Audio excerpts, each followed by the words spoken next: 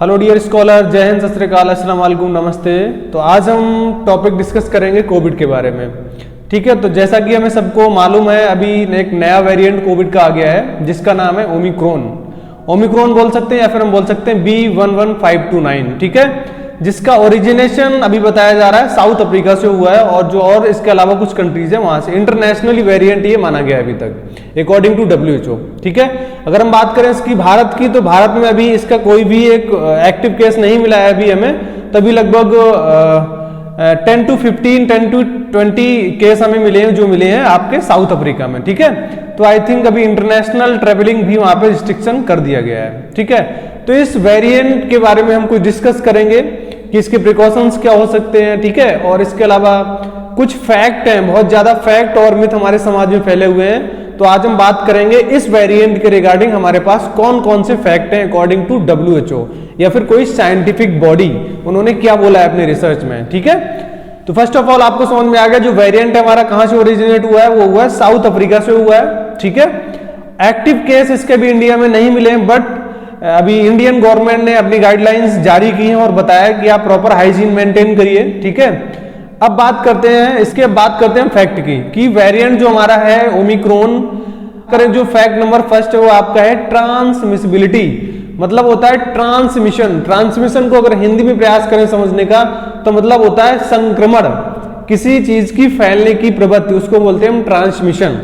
तो अभी तक जो अकॉर्डिंग टू WHO का डेटा भी सजेस्ट कर रहा है, ठीक है, जो हमारी प्रीलिमिनरी डेटा है वो बोल रहा है कि ऐसा कुछ अभी नहीं आया है कि इसको बहुत ज्यादा ट्रांसमिसिबिलिटी में रखा गया हो। ठीक है, अगर हम बात करें delta compare to delta and other variant of covid, ठीक है, तो अभी तक ऐसी कोई हमारे पास रिसर्च अवेलेबल नहीं है, डेटा अवेलेबल नहीं है जो ये बताता हो कि जो ओमिक्रॉन है आपका बहुत ज्यादा ट्रांसमिशन कर रहा है। ठीक है, तो अभी तक हमारे पास ऐसी कोई रिपोर्ट नहीं है। एक आपको फैक्ट क्लियर हो गया। अब बात करेंगे हम दूसरे फैक्ट, सीवियरिटी ऑफ डिजीज। ठीक है, तो दूसरा फैक्ट है सीवियरिटी ऑफ डिजीज। तो सीवियरिटी डिजीज में क्या मतलब है, जो हमारे पास प्रीलिमिनरी डेटाज हैं या फिर जो हमारी करंट रिसर्च है वो क्या बोल रही है इस पे सीवियरिटी ऑफ डिजीज पे, वो बोल रही है कि जो साउथ अफ्रीका रीजन है उसमें हॉस्पिटलाइज्ड लोग हो रहे हैं और क्रोनिक कंडीशन में भी पहुंच रहे हैं। बट ये कह पाना मुश्किल है जो हॉस्पिटलाइजेशन है उनका वो ओमिक्रॉन वेरिएंट की वजह से ज्यादा हो रहा है। तो इसमें थोड़ा सा ट्विस्ट है इस रिसर्च में भी। तो अभी तक जो अभी WHO ने जो बोला हुआ है उनके पास अभी बहुत ज्यादा डेटा अवेलेबल नहीं है, क्योंकि ये नवंबर मंथ में ही अभी वेरिएंट की मतलब अभी लॉन्च हुआ है, अभी देखा गया है। तो अभी ज्यादा कुछ कह पाना इसके बारे में थोड़ा डिफिकल्ट है, क्योंकि अभी हमारे पास कंप्लीट इंफॉर्मेशन नहीं आई है। तो जो सीवियरिटी ऑफ डिजीज है वो बढ़ रही है, ठीक है, बट हम ये कह पाना थोड़ा सा मुश्किल है कि वो ओमिक्रॉन की वजह से हॉस्पिटलाइज्ड हो रहे हैं पेशेंट। क्लियर, दो फैक्ट हमारे पास पता लग गए। फैक्ट नंबर 3 हमारे पास है री इन्फेक्शन। क्या ओमिक्रॉन ज्यादा री इन्फेक्ट हो रहा है जो लोग पहले कोविड से पॉजिटिव थे? तो आंसर है इसका यस। जो लोग पहले कोविड पॉजिटिव थे उसमें ओमिक्रॉन का जो एडमिनिस्ट्रेशन है वो जल्दी हो रहा है और लोग री इन्फेक्ट हो रहे हैं। ठीक है, आगे समझ में, तो ओमिक्रॉन की वजह से लोग री इन्फेक्शन में ज्यादा जा रहे हैं। मतलब जैसे मान लो किसी को कोविड हो चुका है, वो पॉजिटिव था और रिकवरी हो गया, उसके बाद ओमिक्रॉन वेरिएंट की वजह से वो दोबारा उसकी पॉसिबिलिटी है जो री इन्फेक्शन की वो ज्यादा हो जाती है। तो 3 फैक्ट आपको क्लियर हो गए। और फैक्ट नंबर 4 की बात करेंगे, इफेक्टिवनेस ऑफ वैक्सीन। जो हमारा फैक्ट नंबर 4 है बहुत ज्यादा इंपॉर्टेंट है। क्या जो हमारी एग्जिस्टिंग वैक्सीन है क्या इफेक्टिव है अगेंस्ट हमारा ओमिक्रॉन वेरिएंट? तो आंसर है इसका यस। वो चाहे आपका ओमिक्रॉन वेरिएंट हो या फिर डेल्टा वेरिएंट हो, जो हमारे पास एग्जिस्टिंग वैक्सीन है वो कंप्लीट इफेक्टिव है अगेंस्ट ओमिक्रॉन वेरिएंट इन कोविड पॉजिटिव पेशेंट। क्लियर, तो 4 हमारे पास फैक्ट पता लग गए कि इनका क्या है, लॉजिक क्या है। अब हम बात करेंगे फैक्ट नंबर 5 की। तो जो हमारे पास फैक्ट नंबर 5 है वो है कि जो करंट ट्रीटमेंट है वो हमारा इफेक्टिव है ओमिक्रॉन वेरिएंट से। तो इसका भी आंसर है यस। हमारे पास कॉर्टिकोस्टेरॉइड्स मेडिसिन हैं, एक्ट एज एंटी इन्फ्लेमेटरी। उसके बाद हमारे पास एक ड्रग है interleukin 6 inhibitor, interleukin 6 blocker, interleukin 6 tocilizumab एक नाम की ड्रग है जो हमारी कोविड के टाइम पे बहुत ज्यादा चल रही थी और वो ओमिक्रॉन वेरिएंट में भी इफेक्टिव है ऐसा डेटा में, ऐसा हमारी रिसर्च में जो पब्लिश्ड रिपोर्ट में है साउथ अफ्रीका में ऐसा देखा गया है। क्लियर। बात करेंगे फैक्ट नंबर 6।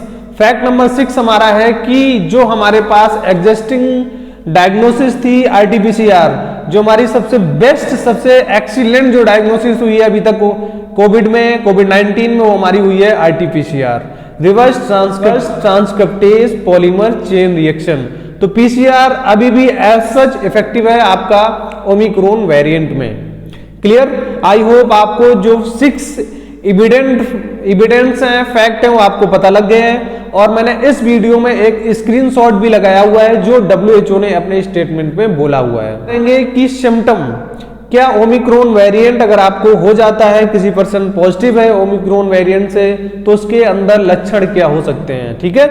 तो सबसे ज्यादा जो देखने में मिला है, सबसे जो ज्यादा लक्षण आया वो आया आपका है एक्सट्रीम टायर्डनेस। एक्सट्रीम टायर्डनेस का मतलब होता है बहुत ज्यादा थकान हो जाना, मतलब आप चलते हो तो चक्कर आ सकता है, आपको वर्टिगो लाइक सिम्टम्स कुछ फील हो सकते हैं। तो एक्सट्रीम टायर्डनेस आपको फील हो सकता है। ड्रॉप ऑफ O2 ऑक्सीजन, जो आपका सैचुरेशन है ऑक्सीजन का, उसका भी ड्रास्टिक मतलब होता है significantly reduce the oxygen level in your blood. Okay, 2 चीजें पता लग गई हमें, एक तो एक्सट्रीम टायर्डनेस, दूसरी चीज होती है drastic decrease the level of oxygen in body, in blood. Clear करेंगे। अभी कोविड के टाइम पे बहुत ज्यादा प्रॉब्लम आ रही थी, लोगों को स्मेल एंड टेस्ट नहीं मिल रहा था, but in case of Omicron variant में ऐसा कुछ भी नहीं है। अभी तक कोई ऐसी रिपोर्ट नहीं आई है जिन्होंने ये बोला हो कि जो ओमिक्रॉन पॉजिटिव पेशेंट हैं उनको टेस्ट और स्मेल लॉस हो गया हो। तो इसका एक सिम्टम ये भी है कि अगर किसी पर्सन को ओमिक्रॉन वेरिएंट पॉजिटिव मिला है तो उसका test and smell as such previously condition की तरह सेम होगा, ये लॉस्ट नहीं होगा। नेक्स्ट इसका मेजर इंपॉर्टेंट सिम्टम है आपका थ्रोट में बहुत ज्यादा ईचिंग की प्रॉब्लम आएगी। तो आपको समझ में आ गए सिम्टम। फर्स्ट हमारे पास कौन सा था, सबसे पहला जो आपका सिम्टम है आपका है टायर्डनेस, बहुत ज्यादा थकावट हो सकती है, आपके ब्लड में सिग्निफिकेंटली ड्रास्टिक ऑक्सीजन लेवल कम हो सकता है, आपके गले में खराश बहुत ज्यादा हो सकती है। इसके अलावा आपका जो स्मेल एंड जो आपका टेस्ट है वो ऐसा सेम बरकरार रहेगा, उसमें कोई भी अल्टरेशंस नहीं आएंगे। क्लियर। अब थोड़ा सा हम बात कर लेते हैं इसकी प्रिकॉशंस की। देखो, अगर हम बात करें प्रिकॉशंस की तो एज सच आपको जो प्रीवियस कोविड-19 वेरिएंट थे उसी तरह करना है। तो थोड़ा सा हम डिस्कस कर लें आपको प्रिकॉशंस क्या लेने हैं।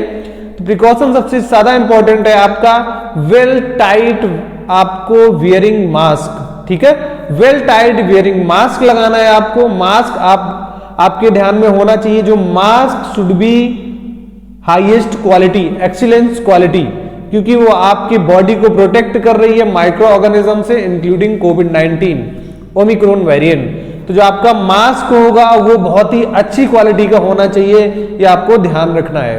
क्लियर। मास्क के अलावा आपको अपने प्रॉपर हैंड जो है सैनिटाइज करते रहना है। जब भी आप अपने घर से बाहर जाइए, आउटडोर मार्केट जा रहे हैं या फिर कहीं भी घूमने जा रहे हैं, तो आप मास्क भी लगाइए। उसके अलावा अपने हाथों को सैनिटाइज प्रॉपर करते रहिए। फिर वही चीज आती है, जो आप सैनिटाइज है वो उच्च क्वालिटी का होना चाहिए, एक्सीलेंस क्वालिटी होनी चाहिए। ऐसा ना हो कि केवल उसमें थोड़ी सी क्वांटिटी में अल्कोहल मिला दिया उन्होंने और स्मेल बढ़ाने के लिए उन्होंने कोई कंपाउंड मिला दिया। तो आपको ये बहुत ध्यान में रखना है कि जो भी चीज आप यूज कर रहे हो अपने प्रोटेक्शन प्रिकॉशंस के लिए should be excellence quality, highest quality. तो आपको मास्क प्रॉपर मेंटेन करना है, टाइट मास्क होना चाहिए। उसके अलावा हैंड को सैनिटाइज प्रॉपर करते रहना है। उसके अलावा आपको जो आपकी डाइट है वेल हाइड्रेटेड होनी चाहिए और अच्छे फूड सप्लीमेंट्स लेने हैं आपको, और योगा आपको, मेडिटेशंस का भी थोड़ा सा ख्याल रखना है। उसके अलावा जो सबसे ज्यादा इंपॉर्टेंट चीज है वो है गेट वैक्सीनेटेड। अभी अगर हम भारत की बात करें तो इंडियन गवर्नमेंट ने भी निकाला है कि आपको वैक्सीन लगवाना है, तो जितनी भी डोजें हैं आपको कंप्लीट डोजिंग करवानी है और गेट वैक्सीनेटेड। आपको फिजिकल डिस्टेंस मेंटेन करना है, आप कहीं भी जाएंगे एज प्रीवियसली आप जैसा अभी तक कर रहे थे लास्ट 1.5 ईयर्स, तो ऐसे ही आपको प्रॉपर डिस्टेंस मेंटेन करना है। आप प्रयास करिए जो आपका क्राउडेड एरिया है उसमें कम जाना पड़े। इन केस ऑफ इमरजेंसी तो अपनी सेफ्टी के साथ जाइए, ग्लव्स पहनिए और अपना मास्क प्रॉपर लगा के जाइए। उसके अलावा अगर आप घर पे हो तो प्रॉपर वेंटिलेशन मेंटेन करिए। वेंटिलेशन का मतलब है आप जहां पर भी हो वहां पे उच्च ऑक्सीजन मिलनी चाहिए, हाईएस्ट या फिर एक्सीलेंट क्वालिटी की ऑक्सीजन मिलनी चाहिए। जो आपके डोर्स हैं, विंडोज हैं, वो प्रॉपर वेंटिलेट होने चाहिए। तो विंडो शुड बी वेंटिलेशन।